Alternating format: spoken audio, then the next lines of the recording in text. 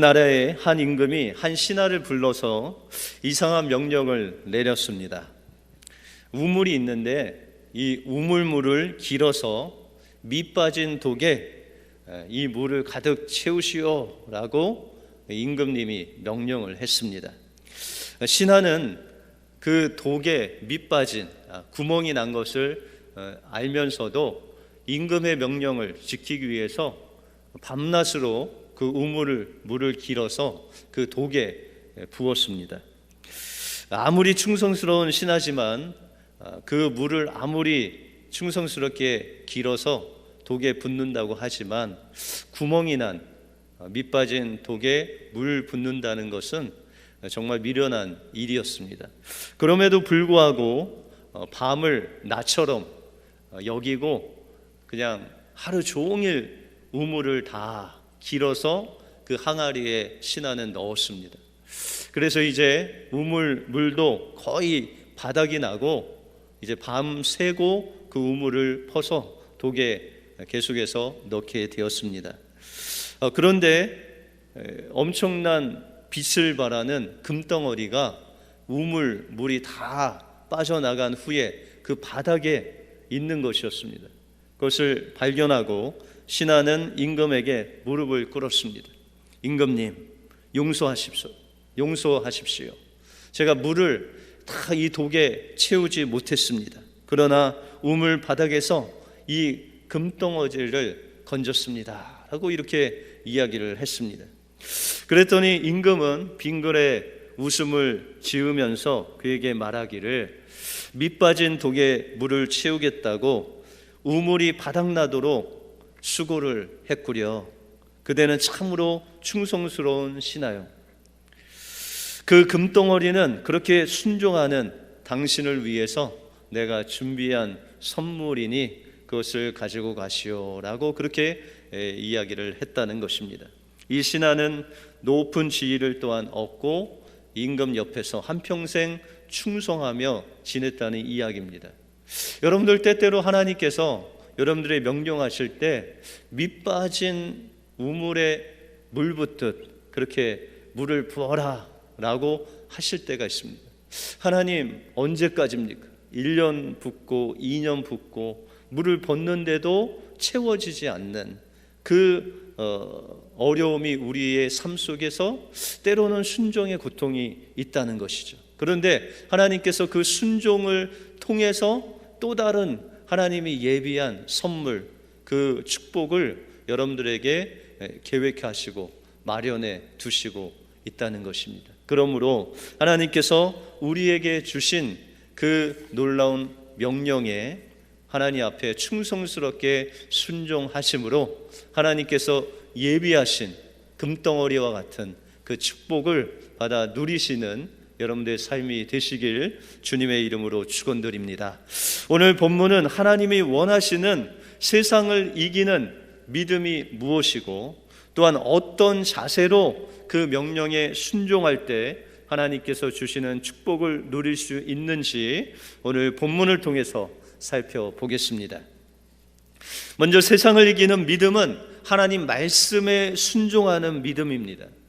오늘 여호수아와 이스라엘 백성들이 가나안 첫 성인 여리고 성을 점령하기 위해서 하나님께서 디렉션을 주시는데 하루에 한 바퀴씩 그 성을 돌아라 라고 그렇게 말씀하십니다. 오늘 3절에 보시면 너희 모든 군사는 성을 둘러 성 주위를 매일 한 번씩 돌되 엿새 동안 그리하라 라고 그렇게 말씀하십니다.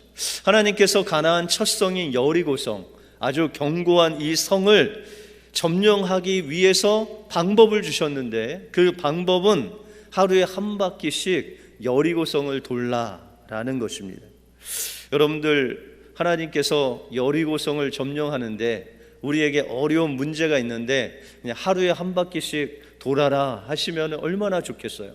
그리고 7일째 그 성이 그냥 무너지면 하나님의 방법대로 하나님께서 하시면 얼마나 좋겠습니까?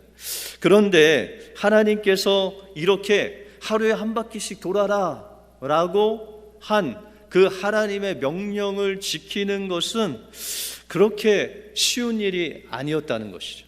다시 말해서 분명히 하나님께서 이 성을 점령하는데 무엇인가 계책이 있으실 것인데 그것을 알려주지 아니하시고 그냥 한 바퀴 돌아라 라고 하신다는 것이죠.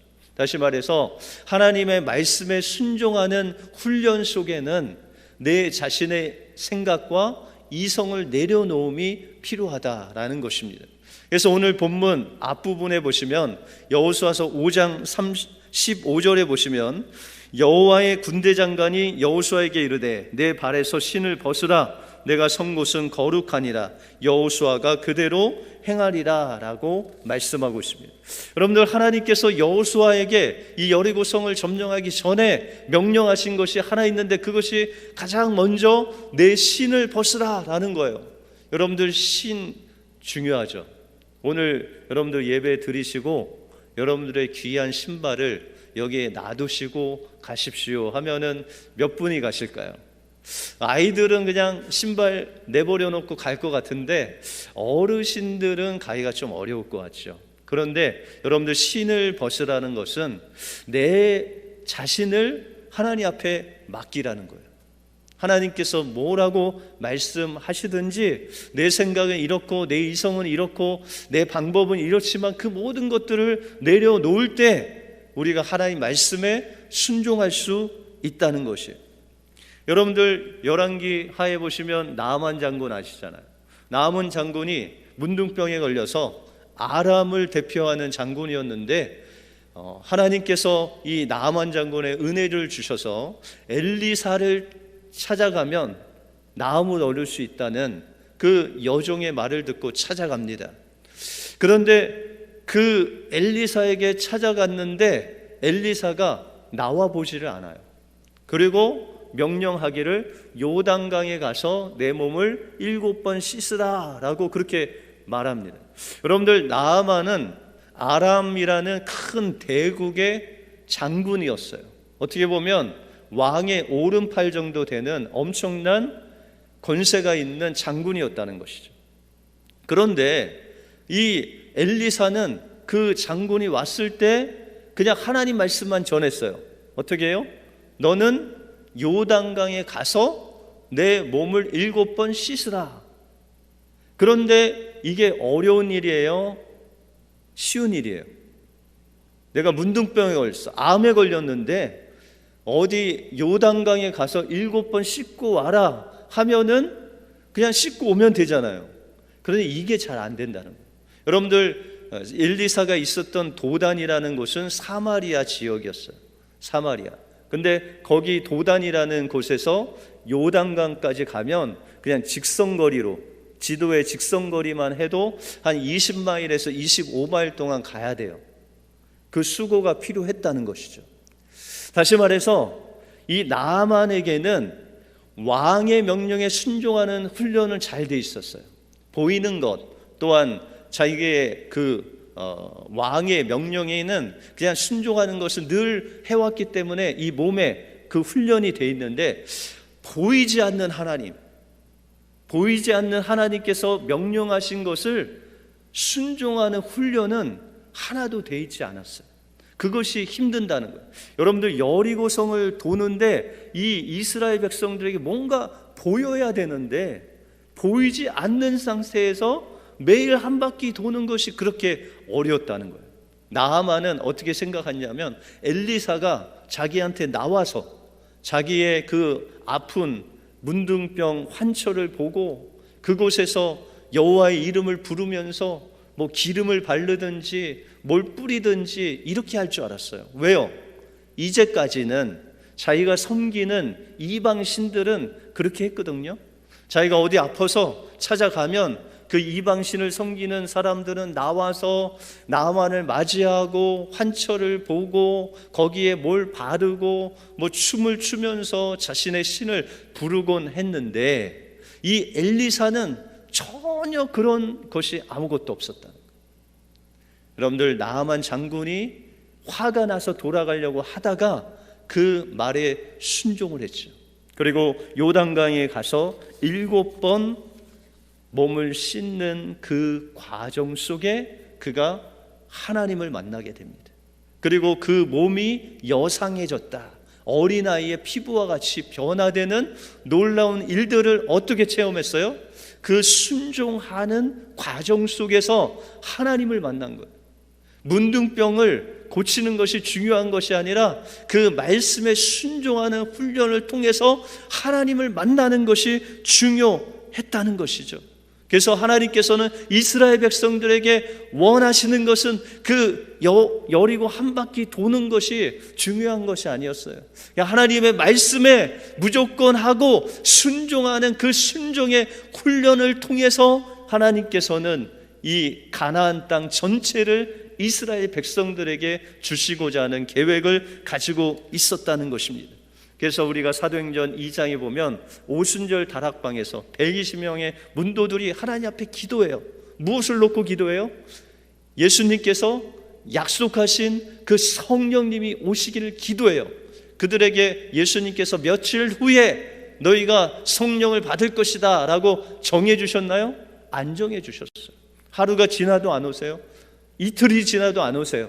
여러분들 성경에 보시면 그들이 전혀 기도에 힘썼다.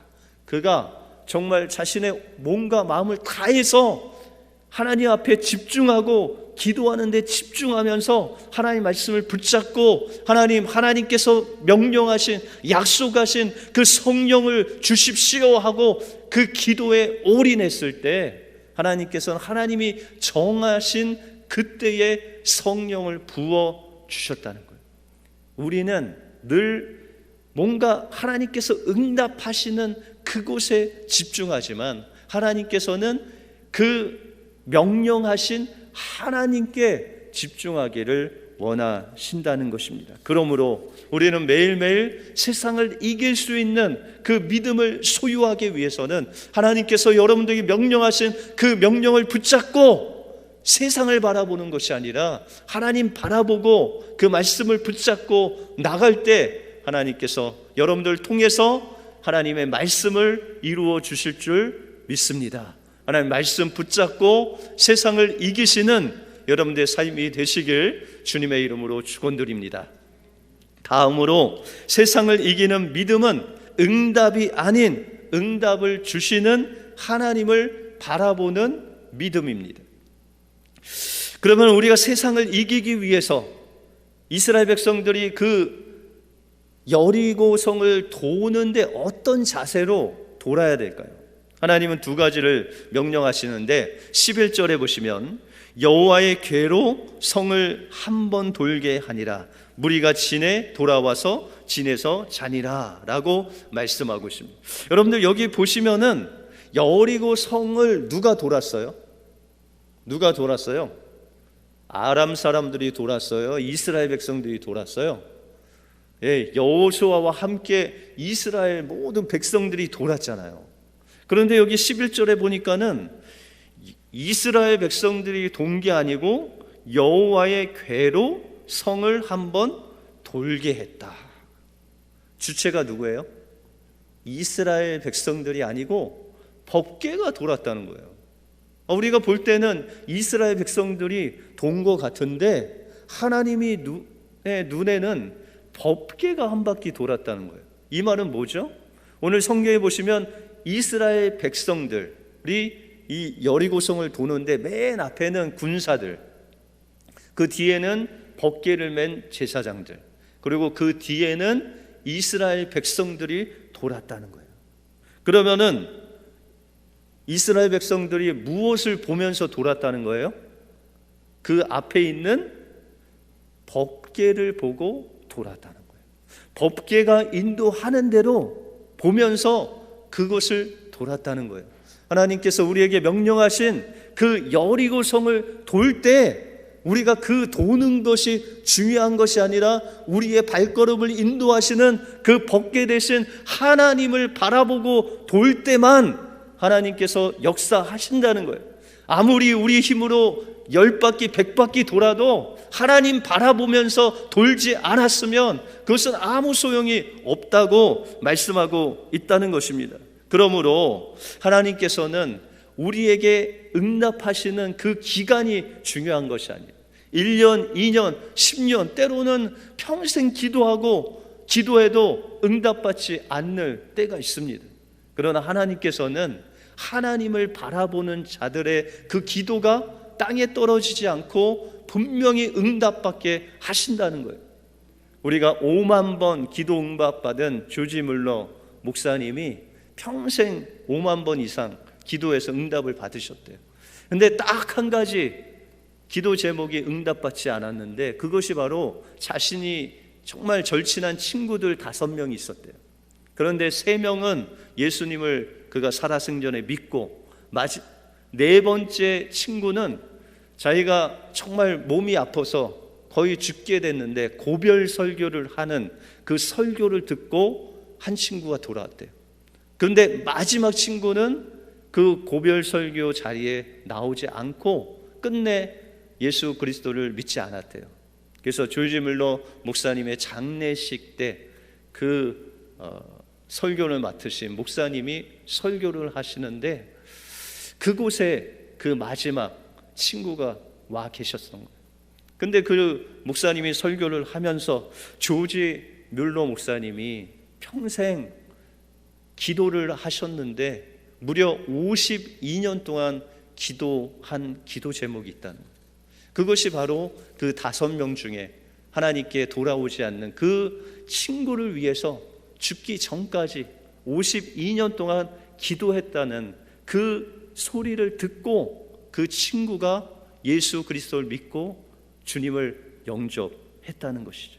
여러분들, 하나님께서는 이 마지막 장례식, 죽어서도 하나님의 그 간절한 기도를 하나님께서 들으셔서 그 장례식 때 그 설교를 듣고 그 한심령이 돌아오는 놀라운 역사가 이루어졌다는 것입니다. 하나님께서는 이 하나님의 명령에 하나님을 바라보고 법궤를 바라보고 하나님을 구하는 자들의 그 기도가 땅에 떨어지지 않게 하신다는 것입니다. 그 일을 위해서 10절에 보시면 여호수아가 백성에게 명하여 가로되 너희는 외치지 말며 너희 음성을 들내지 말며 너희 입에서 아무 말도 내지 말라. 그러다가 내가 너희에게 명하여 외치라 하는 날에 외칠지어다 라고 말씀하고 있습니다. 여러분들, 이스라엘 백성들이 한 바퀴씩 계속 도는데 정말 하나님께서 이 돌 수 있는 능력을 주셨는데 그 비결이 바로 너의 입에서 아무 말도 내지 말라라는 거예요. 이스라엘 백성들이 한 바퀴씩 도는데 이스라엘 백성들의 부모님은 다 어디 계세요?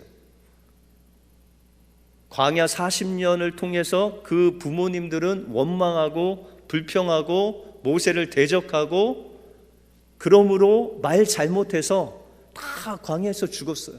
여호수아와 갈렙 이에는 1세대들은 다 죽었어요. 하나님께서 그들에게 들리지 말고 원망하지 말고 불평하지 말고 아무 말 하지 말라는 거예요. 침묵으로 돌라는 거예요. 그리고 하나님께서 명령하신 그때 한번 외치라 라는 거예요. 여러분들, 어떻게 침묵으로 기도하신 적 있으세요? 기도하시는데 소리 내지 않고 기도하신 적 있으세요? 오늘부터 한 일주일만 침묵으로 좀 사실 수 있으면 제가 큰 상을 좀 드리고 싶습니다. 제가 신대원을 다닐 때 영성학을 하시는 유혜령 교수님이 이 신대원생들 영성훈련을 좀 시켜야 되겠다. 그래서 필수로 일주일 동안 이제 그 수련원에 가서 침묵으로 수도원에서 말하지 않고, 밥 먹을 때도 말하지 않고, 기도도 침묵, 같은 친구를 만나도 그냥 침묵이에요. 그러니까 하루 종일 말하지 않고 이제 기도를 한 다음에 마지막 이제 마무리할 때 상담할 때만 이야기할 수 있었어요. 근데 신학생들이 이 침묵 기도를 통해서 하나님을 만나라고 했는데 그때가 이 가을 학기가 돼서 한 10월, 11월 그런 추수의 때였습니다. 그래서 이 학생들에게 침묵 기도하라고 하고 하루에 한 4번씩 아침, 점심, 저녁으로 침묵 기도를 1시간 반씩 4번에서 6번을 했어요. 그리고 나머지 시간은 식사할 때 식사하고 조금 휴식 시간을 줬어요. 그런데 이 신학생들이 침묵 시간에 침묵하라고 했는데 침묵은 했어요. 근데 너무 답답한 거예요. 말을 못하니까 견디기가 막 힘든 거예요. 근데 그 숲에 수도원이 있었는데 마침 그 안에 밤나무들이 막 무성하게 있었어요.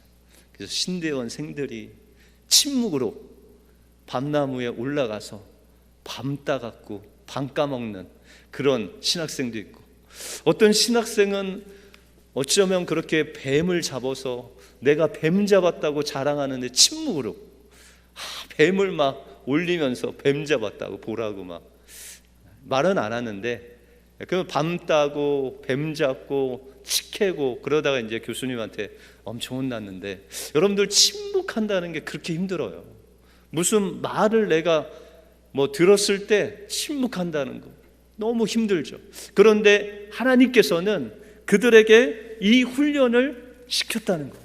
이 훈련이 돼야 하나님께 순종할 수 있다라는 것이죠. 그래서 출애굽기 14장 13절에 보시면 모세가 백성에게 이르되 너희는 두려워 말고 가만히 서서 여호와께서 오늘날 너희를 위하여 행하시는 구원을 보라. 너희가 오늘 본 애굽 사람을 또 다시는 영원히 보지 못하리라 라고 말씀하고 있습니다. 이스라엘 백성들이 애굽을 나와서 홍해를 건너야 되는데 홍해로 막히고, 뒤에서는 바로와 그 군대들이 막 몰려오는데 그 가운데서 이스라엘 백성들이 불평했어요. 원망했어요. 그런데 모세를 통해서 하나님께서 말씀하시기를 너희가 잠잠하라는 거예요. 가만히 서서 입을 닫고 침묵으로 하나님을 바라보라는 거예요. 하나님을 바라보는데 어떤 하나님?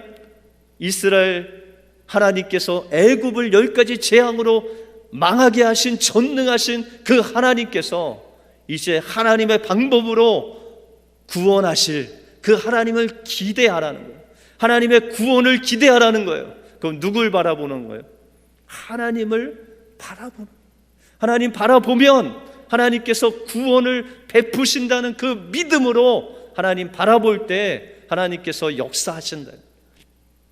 이스라엘 백성들이 여리고를 돌 때 침묵하게 하시고 벚길을 바라보게 하시고 하나님께서 그 전능하신 능력으로 행하실 그 주님을 침묵 가운데 하나님만 집중하라는 것이죠. 야베스의 기도라는 책을 써서 세계적인 베스트셀러가 된 브루스 윌킨스라는 목사님이 계십니다. 이 목사님은 달라스 신학교에서 성서학으로 아주 강한 그 달라스 신학교에서 핸드릭스라는 유명한 교수 밑에서 성경 공부에 대한 아주 전문적인 지식을 배웠습니다. 그리고 이 성경 공부에 필요한 자료들 또한 이 자료를 훈련하는 것들을 만드는 그 단체를 만들어서 25년 동안 훌륭하게 사역을 했습니다. 그런데 이 윌킨스 목사님께서 사역을 하신 지 한 25년쯤 되었을 때 이 사역에 문제가 생깁니다. 목사님이 행하지도 않은데 아주 좋지 않은 소문이 막 나고 또한 복잡한 일들이 막 꼬이게 됐어요. 그래서 결국 그 대표직에서 사임을 하게 되고 하나님 앞에 기도하게 됐어요. 하나님, 제가 평생을 몸담아온 이 기관에서 제가 대표직을 내려놨는데 이 복잡하게 꼬인 이 문제를 하나님 해결해 주십시오 라고 간절히 기도하는데 하나님께서 이 윌킨스 목사님에게 너 아프리카로 가라 라는 거예요. 하나님, 제가 이 문제 해결해야 되는데 그것은 아니잖아요. 제가 사람들이 봤을 때 저 사람이 해결도 하지 않고 저 아프리카로 도망갔다라고 더 비난할 겁니다. 하나님, 저에게 다른 응답으로 응답하십시오. 그런데 하나님께서 계속 그 윌킨슨 목사님 심령 속에 강하게 성령의 감동으로 아프리카로 가라라고 말씀하시는 것입니다.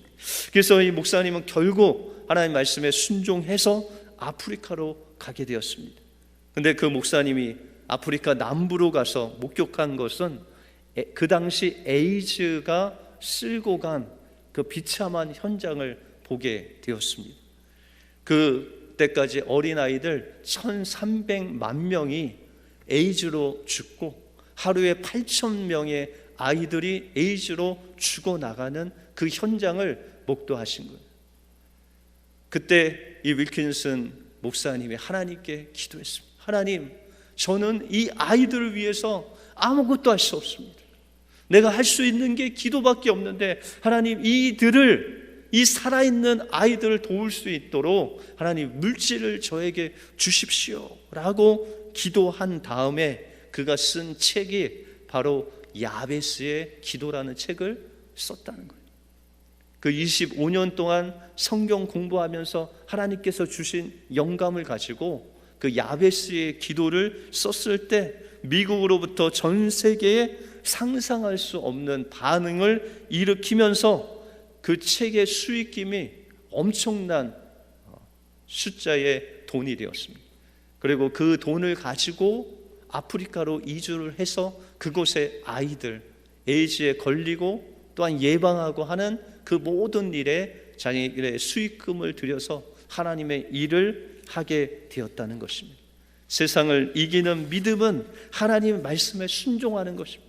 그냥 아프리카로 가라 했을 때 이해는 가지 않았지만 하나님께서 그 더 좋은 방법으로 그들을 살리시려고 그를 그곳으로 인도하셨다는 것입니다.